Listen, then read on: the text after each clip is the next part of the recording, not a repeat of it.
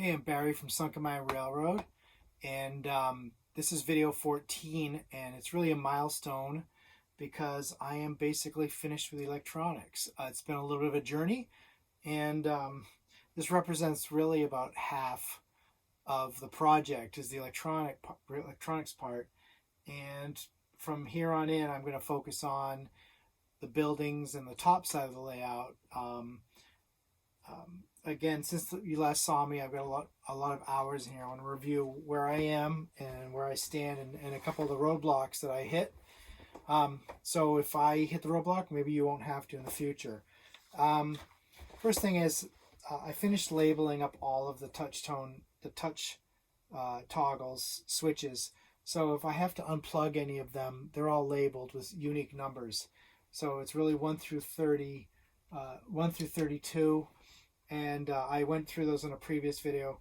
And then the other thing I did was I went through and I replaced all of the Scotch tape with vinyl tape that'll be a little bit more permanent and won't come off. The Scotch tape is good for just sort of temporarily positioning things, but I went through and really organized every single wire and put heat shrink on all the connections and just organized everything. So if I have something break in the future or something electrically goes wrong, I can flip the layout over, unplug it, and troubleshoot it. Again, having a really decent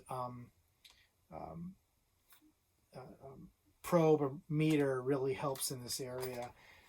The other thing that I did was I did use a little bit of Märklin materials. I used the electric controls for all of the accessories, so all of the lights for the buildings, which I did not number, and all of the uncouplers I wired through some Märklin control blocks. And then I also, like I talked to on a previous video, I joined all of the brown wires for the neutral or the common wires together. Those are brown, and then the grays and the yellow are for the accessories. Yeah, so that's everything. That's where I am. So a couple of challenges that I hit. I mentioned in an earlier video. One of the touch toggle snap action bases was defective out of the box. It happens. Kevin replaced it, no problem at all. He's kind of in a niche market making really unique controls, and sometimes electronic things are defective. So I got a replacement. I haven't had any problems. As a matter of fact, it's been a lot of fun now that I can really fully control the layout with the relays. It's been fun to operate. The other thing I mentioned before I get into that, the other small thing was I had to flip the polarity on some of the turnouts. Märklin provides 1 yellow output and 2 blue outputs, so you're kind of blind when you plug them in. It's either going to be the main line or the turnout. So to get them to align with the controls, I had to swap them around. And it wasn't a problem. These touch toggles come with removable blocks. So if you want to unhook one, you just unplug it, swap them out, swap the wires out, and then plug it back in. So it's really, the wiring actually for the complexity of this layout is actually pretty easy. Once I got this, I'm going to call it a nightmare, but it's all laid out nice now, completed. The rest of it was easy. And then I tightened up all the wires here. There's a couple of longer wires. I'm not sure if these are going to be the final position when I lay this into the coffee table, which I haven't built yet. So I've left some slack. One thing when you're trimming wires down, don't get them too tight, because if they're really tight, this is fine here where they're coming in and they're on a panel, but when you get them where they have to sort of have some slack, it's good, because if you have an electrical problem later, you can trim them shorter, or you can adjust them and solder them.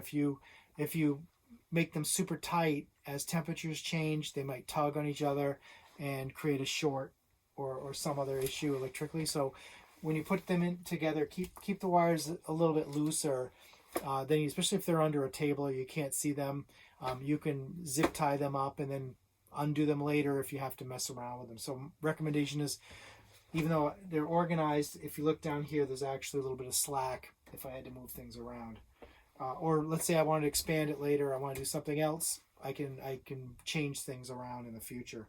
So the big one for me, the big lesson learned for me was I connected the transformers to a common this is bad language. I connected the Märklin transformers to a single 12 volt power supply, which it turns out, because I have a common neutral wire, the transformers were connected electrically.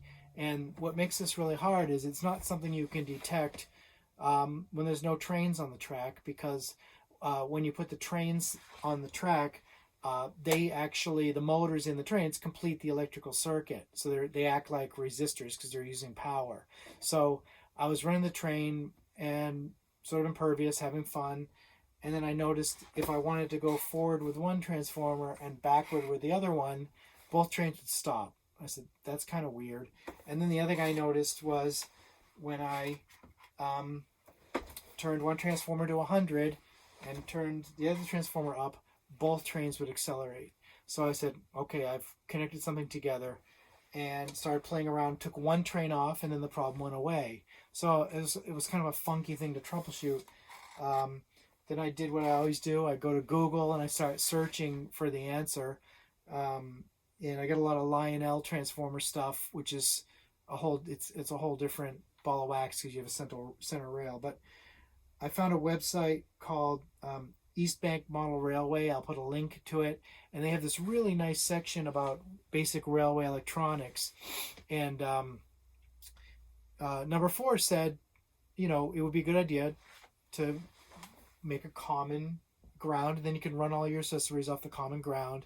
But what it mentioned was, and it was only one sentence, was that you have to have separate power supplies for the transformers. And they didn't say why, but I discovered why. So if you ever get to the point where you're doing multiple transformers, and I guess ideally I should have run the Märklin transformers, but the Märklin power supplies for their transformers.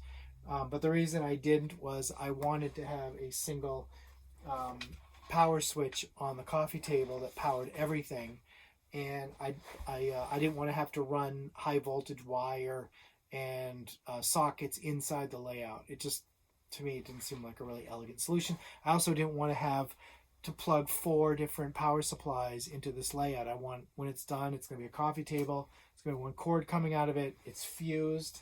It's actually fused in a couple of ways. So I'll talk about. So I found the website. I bought another transformer. It's a really small 1.3 amp 12 volt power supply. I checked the output of these to make sure they're outputting 12 volts. You can adjust them slightly, so I adjust them to 12.1 volts.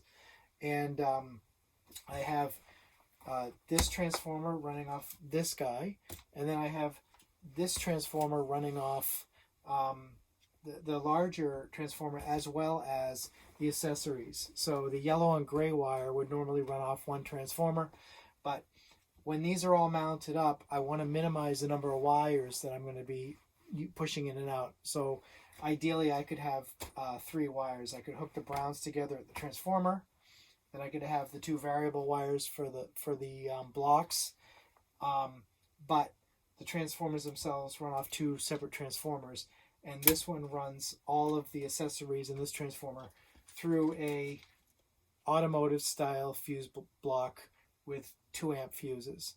So I know that's probably overkill, but each one of these things has a fuse. If I want to add another 2 12 volt accessories or do some future LED projects or Arduino stuff, I actually have excess power if I need it. And there won't be any voltage drain on the transformers. So that's where that is. I just wanted to go over that. A couple other things to make note of. The instructions I read somewhere on one of the websites said that the accessory voltage was 10 volts AC, but it's not. So I've checked it. This is 12 volts DC. The yellow wire is the positive, the gray wire is the negative. And in checking both these transformers, this transformer at maximum dial puts out 11 volts. This transformer puts out 8.2 volts. You know what? I'm not running my trains at max speed. I kind of want to run them more prototypically, so it doesn't bother me that much. But for some reason, this transformer puts out about 2.5 volts less than it should. It's weird, but it still works.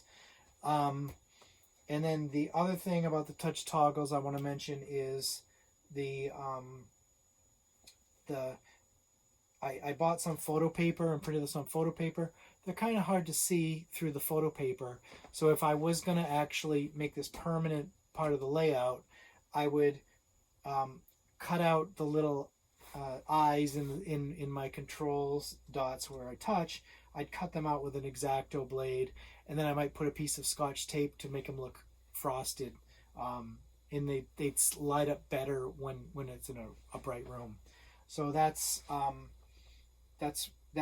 where I am with the electronics. I'm all done. All I really need to do is finish bundling these and zip tying them, which again, I don't want to put zip ties on these yet until I've got the coffee table and I've made the drawer and the control panel, and I'm starting to really lay out, how this is all going to fit together. So for now, I'm done with the electronics. The next thing I'll do is I'll put the layout down, throw some trains on it, and describe how the block control works. And that'll be another video. So thank you for watching my series. I appreciate all the feedback I'm getting. And this is a lot of fun for me. It's actually been a lot harder to do because I'm doing videos. If I could just sit down here, I sit down here for like 4 or 5 hours, like I bet a lot of you do. And this is how I relax, is tinkering with toy trains, and right now is a great time to be tinkering. So thanks again for watching my videos, and next time I'll run some trains, and then I'm going to start building all of the Märklin buildings that belong on this layout. So let the fun begin. The tedious work is over and the fun stuff happens. So thanks again for watching, and have a great day.